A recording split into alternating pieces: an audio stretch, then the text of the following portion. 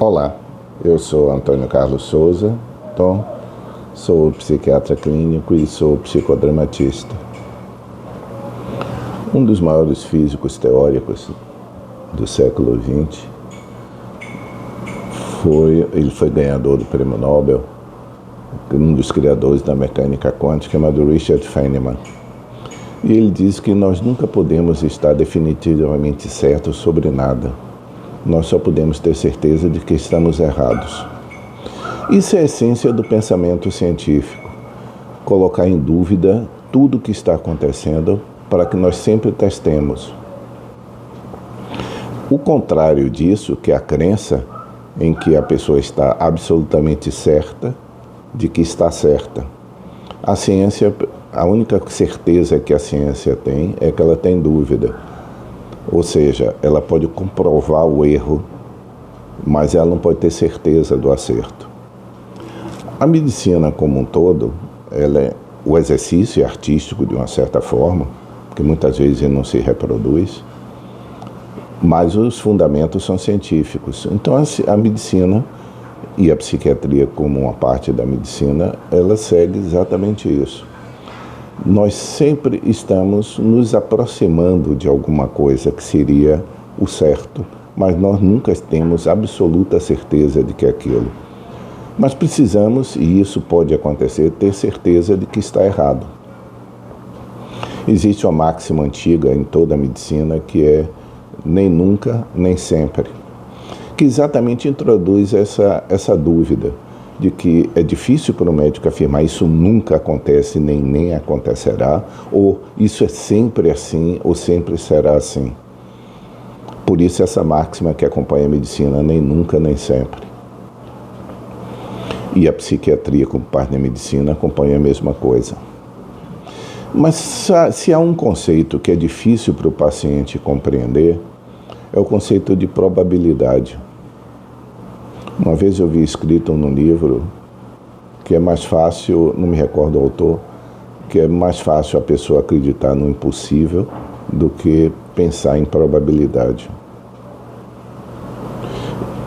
Toda medicina é lastreada em probabilidade, nunca em certeza, como toda ciência. Toda ciência é lastreada em probabilidade. A medicina é lastreada em probabilidade. Então o raciocínio médico sempre é probabilístico. A maior parte, 90%, 70%, 30%. Então, isso é tão natural no médico que ao falar ele expressa isso para o paciente. Percentagens. 90% das pessoas têm êxito com esse tratamento. O pensar médico é um pensar lastreado na ciência, portanto é um pensar probabilístico. O pensar do paciente não é casuístico.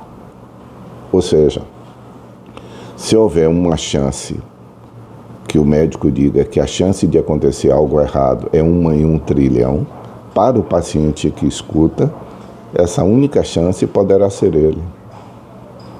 É isso que é um raciocínio casuístico. Ele não pensa em termos estatísticos, ele pensa em termos de caso, é ele. Então, isso é uma das dificuldades, muitas das vezes, do médico e do paciente se entenderem. Porque o médico está sempre falando em probabilidade, sempre, quando ele é um médico consciente, que tem fundamentação científica, uma boa formação, é um bom profissional, ele está sempre falando em probabilidade. E o paciente, como todos os pacientes, eles estão sempre pensando nele, no caso dele. Não adianta saber que 99,9% das pessoas funciona e nele, e será que funciona em mim? Essa é a dúvida do paciente. Essa semana passada, eu atendo frequentemente médicos, e médico, quando se torna paciente, ele sofre como paciente. Só que é uma angústia maior porque, ao mesmo tempo que ele tem o papel profissional de médico, o conhecimento médico, ele tem o sofrimento, a angústia, o medo do futuro que qualquer paciente teria. E esse conflito na cabeça do paciente, que seja profissional de saúde, no meu caso específico, seja psicólogo, seja médico, é que cria-se um conflito muitas vezes na cabeça da pessoa. Existe a forma dele pensar que compreende cognitivamente o que eu estou falando, mas existe a queixa como paciente de dúvida, mas será? E se acontecer comigo? Como eu posso ter segurança? A segurança para o paciente é sempre de 100%. Como nada oferecido em medicina é 100%, então para o paciente toda a prescrição médica se torna muitas vezes, às vezes, uma certa insegurança. Por isso que é frequente nós escutarmos, prescrevermos alguma coisa e o paciente dizer, não, mas eu fiquei com receio, usei metade, eu não usei todo dia, eu não usei as 3 vezes no dia que deveria usar, porque eu fiquei com receio. O paciente sempre tem receio do remédio. De qualquer intervenção médica, ele tem receio. E por ter receio, ele faz essa redução frequentemente. E isso muitas vezes acontece, e como eu disse, para o próprio paciente que seja médico, que faz com que introduza essa dúvida existencial dele. Ele tem um pensar que compreende o que eu esteja falando, mas ao mesmo tempo ele tem um sentir que é de qualquer paciente que está sendo ameaçado por um sofrimento qualquer. Isso que Richard Feynman se refere à ciência como um todo, que nós nunca podemos estar absolutamente certos sobre nada, nós só podemos ter certeza de que estamos errados. Ou seja, que o caminho que a gente está seguindo não é correto, mas todo o caminho nosso é testável. Isso para o paciente soa estranho que o médico, como a fantasia para todos os pacientes é que o médico seja algo, é fantasia porque não pertence à realidade, mas é assim que as pessoas pensam, de que o médico tem uma onipotência cognitiva curativa, aquela famosa frase que coloca, doutor, meu filho está em sua mão. Esse peso tão grande sobre a categoria médica que faz com que a pessoa imagine que o médico sozinho tem um atributo bastante mágico. Não é à toa que no início, medicina, sacerdotes e magia, as 3 coisas andavam juntas. Porque parece, é algo mágico restituir a saúde.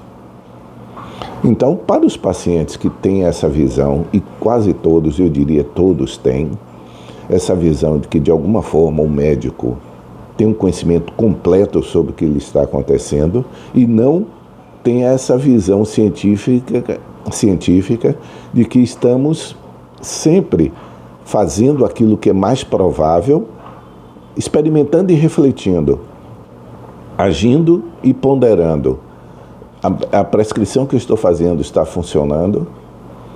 A medicação que eu estou prescrevendo está funcionando? Sim, vamos continuar. Não está correndo como eu imaginava, vamos imaginar outra coisa. Isso não é desdizer-se, é o exercício da ciência que é assim, é de experimentar e refletir sobre os resultados. No caso da medicina, quando nós falamos e hoje é o corriqueiro na medicina, falando de protocolo, nós estamos falando de que é um consenso que o melhor primeiro tratamento é aquele. Mas a ponderação sobre a evolução do tratamento pertence ao profissional. Não é uma crença cega na prescrição, porque senão deixa de ser um exercício científico. Deixa de ser um atributo científico da medicina. A gente seguiria regras.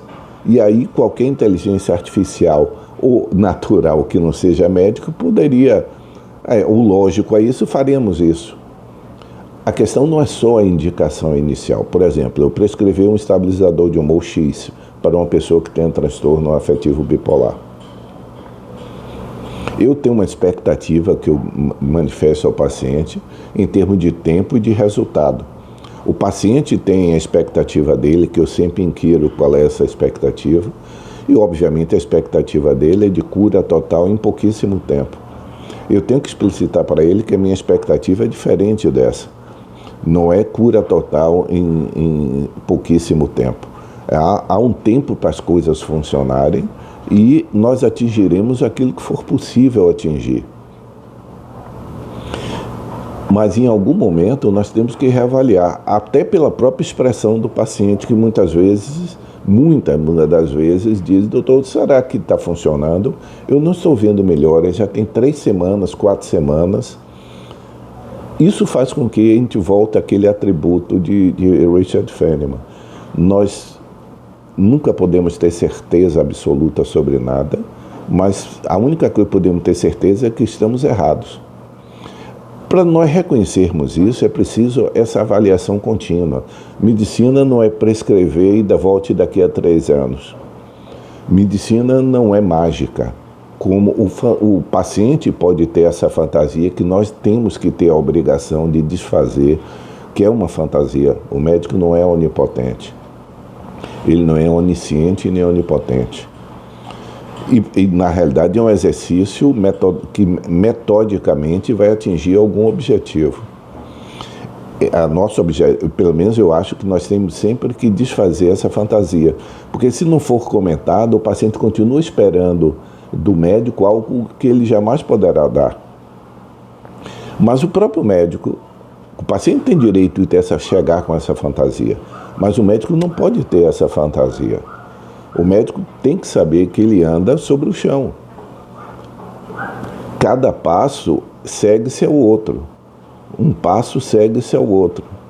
A avaliação metodologicamente de um médico, que começa por uma entrevista, uma história bem colhida, a interpretação da história do paciente, propostas de suspeitas diagnósticas, de impressões diagnósticas, levantamento de diagnósticos possíveis, verificação disso, prescrição, acompanhamento. Esse acompanhamento que é, muitas vezes, a pedra de toque do exercício da medicina. Não o exercício médico, obviamente, não pode ser: eu vou lhe dar algo e você estará curado. Não é mágica. Não é um exercício de crença, é um exercício de um contínuo e efetivo, experimentar e refletir, agir e refletir, ponderar, voltar atrás. E o voltar atrás de uma prescrição, voltar atrás de um diagnóstico, isso não é derrota. O paciente precisa ver isso como um raciocínio clínico, como sendo um exercício consciencioso de que aquele caminho proposto inicialmente, que não é mágico, ao ir para a prática, ele não se comprovou efetivo. Então, voltar atrás não é erro, voltar atrás não é engano, não significa que é o mal profissional, significa muito antes, pelo contrário, que ele é capaz de reconhecer que o caminho que ele escolheu